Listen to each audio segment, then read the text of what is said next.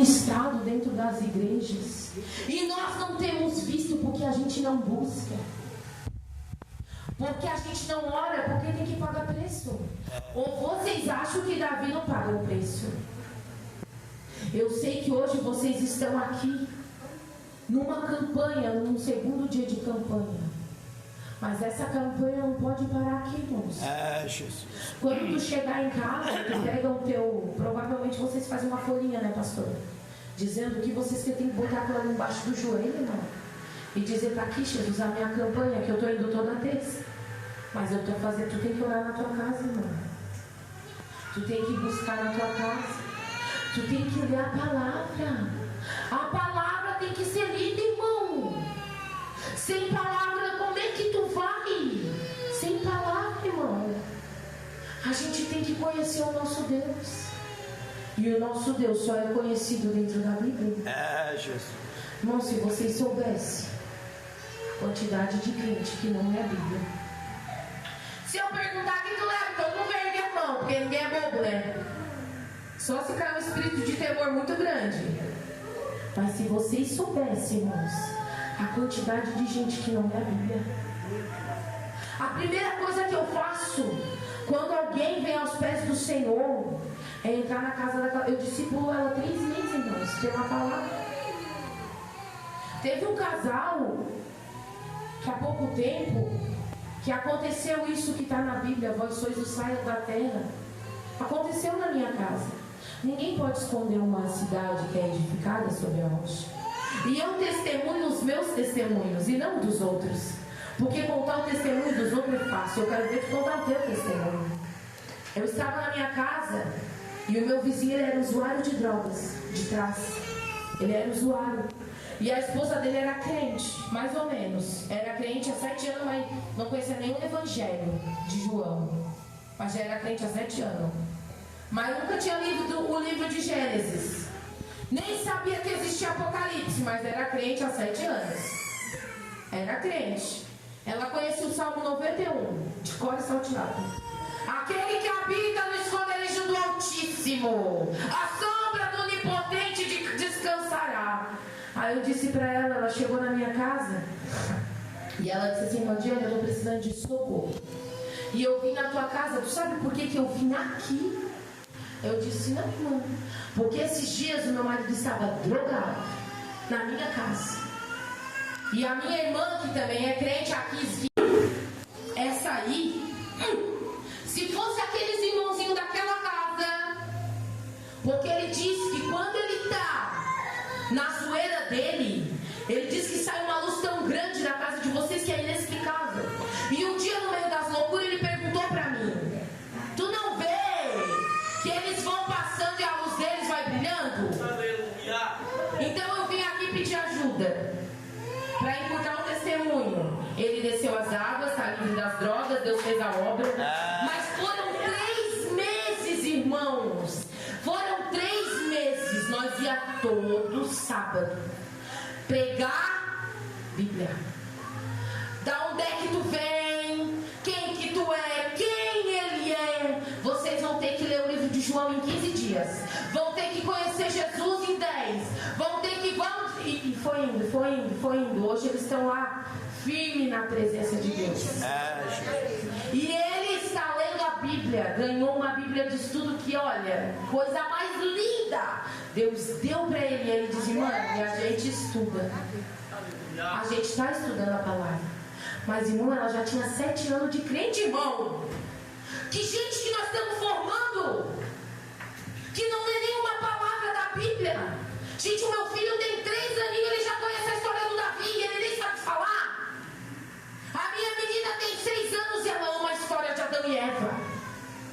E eu leio quase todas as noites a Bíblia para os meus filhos. Eu comecei a ler o livro de Mateus para minha menina de novo. E ela só diz, mãe, é a história do Adão e Eva. Ela só quer que eu leia, eu já li o livro de Gênesis todinho para ela. E eu disse, filha, vamos deixar Adão e Eva, agora vamos para Mateus um pouquinho. Vamos para Romanos. Vamos para Gálatas. Vamos apertar o negócio, porque o mundo espiritual é real. A minha filha tem 6 anos. E antes de dormir ela dobra o joelho ontem. Eu achei lindo, lindo. Eu disse, a mãe já vai. Quando eu vi, ela estava lá de joelhos dobrados. Porque ela diz, Deus, guarda a minha mãe, a minha avó, a minha tia, o meu tio, a minha comadre, a minha não sei quem. É uma oração de 5 minutos, onde ela abrange tanta gente que eu esqueço de orar. Mas ela não. E ela tem 6 anos de idade. Irmão, firma a tua casa sobre a rocha. Jesus. Para que a luz do Senhor resplandeça sobre a tua casa. Amém, Jesus. Eu não sei como é que você entrou aqui nessa noite.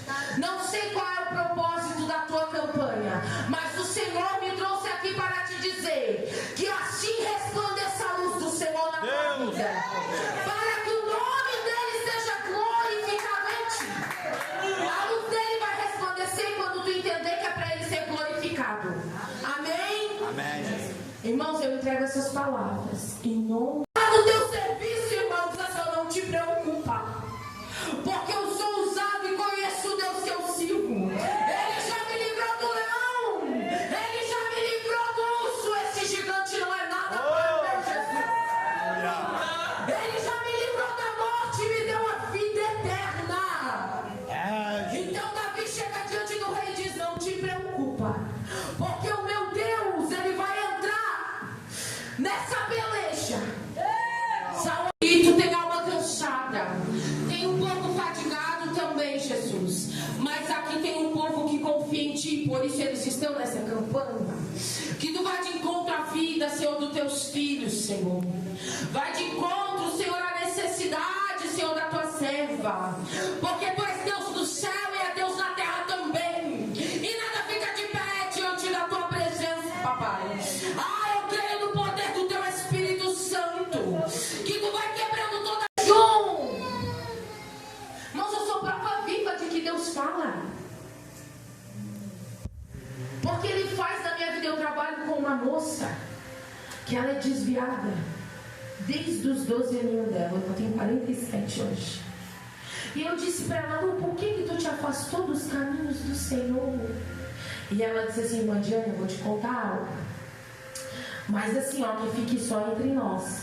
Quando eu era pequena, há muitos anos atrás, dentro das igrejas, havia um mover do Espírito muito grande. Quando o Espírito Santo ele chegava nas pessoas, elas caíam. E eu tinha 7 aninhos na época. E eu via todo mundo cair. Eu era criança, eu era pequena. E eu também queria cair. Mas eu nunca fui tocada para cair. Então um dia houve uma manifestação muito grande. E todo mundo caiu. E eu me joguei no chão, irmã. Eu me joguei no chão. E de repente se levantou uma irmã falando em línguas e disse que eu estava vendo o céu, Diana. Que eu estava fazendo não sei o que. E irmã, eu estava só lá fingindo. Aí eu fiquei com medo de levantar porque o pai ia me bater. Aí eu fiquei lá caída, a irmã falando. E era tudo mentira. E o pai acreditou. E como é que eu vou explicar pro pai como é que é o céu se eu nem é mentira da irmã? E eu tinha medo de falar pro pai que era mentira. Porque o pai ia bater em mim, o pai ia dizer que eu era louca. Aí até hoje todo mundo acha que eu vi o céu, mas era tudo mentira, irmã. Ela falou pra mim. E agora eu não acredito mais em profeta. Eu não acredito. Eu acredito em Deus, assim. Mas ela acredita em tudo, né? Tudo ela acredita.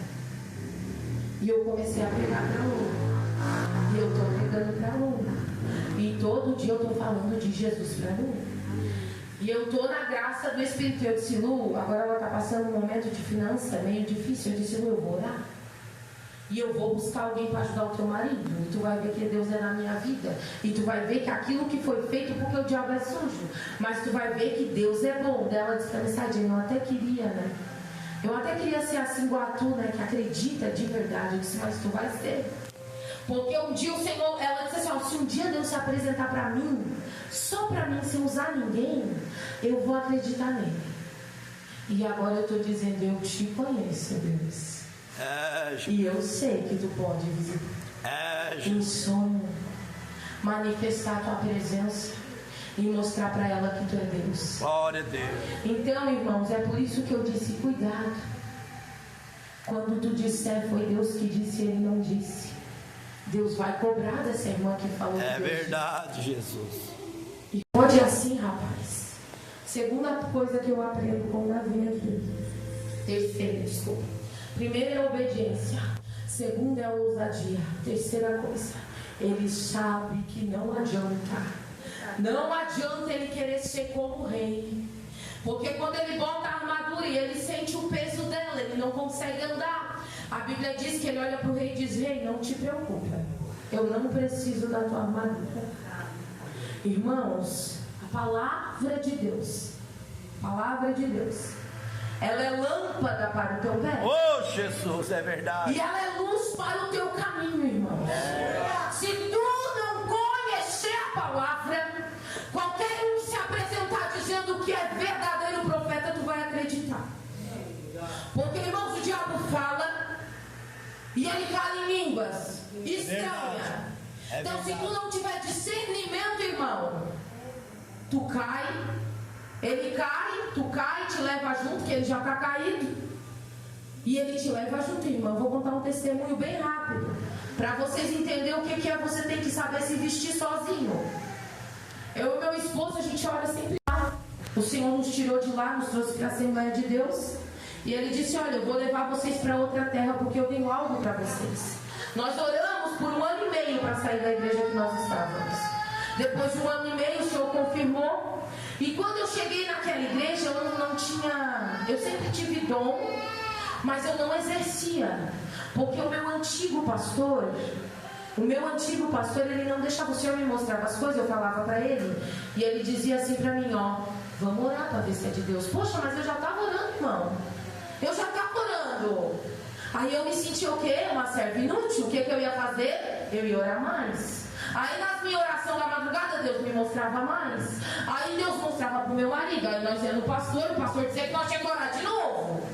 E resumindo, nessa de hora e hora, Deus tirou nós de lá e levou nós para outra igreja.